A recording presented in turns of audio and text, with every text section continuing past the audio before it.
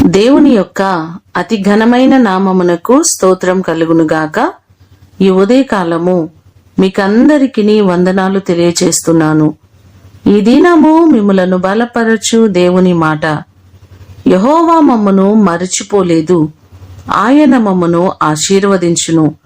కీర్తనలు 115వ కీర్తన 12వ చరణం.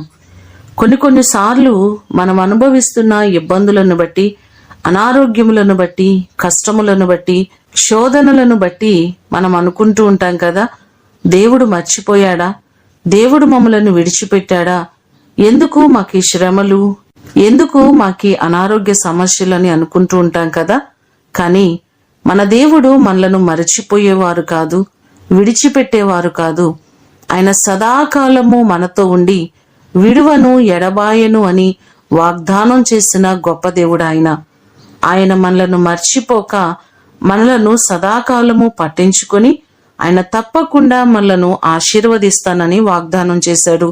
ఈ మాటలు వింటున్న మిమ్మల్ందరినీ దేవుడు ఆశీర్వదించి అభివృద్ధిలోనికి మిమ్మలను నడిపించునుగాక. ప్రార్థన చేసుకుందాం.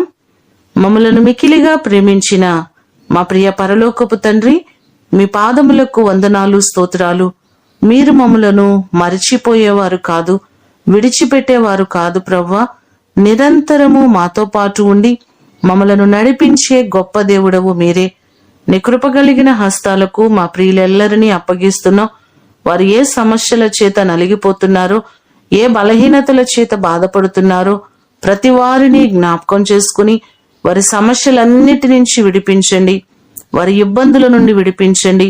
ప్రతి వారిని మీరు ఆశీర్వదించి వారి కుటుంబాలకు క్షేమాన్ని మీరు కలుగు చేయమని యేసు అతి ఘనమైన నామమున అడిగి వేడుకొని పొందియున్నాము తండ్రి, ఆమేన్.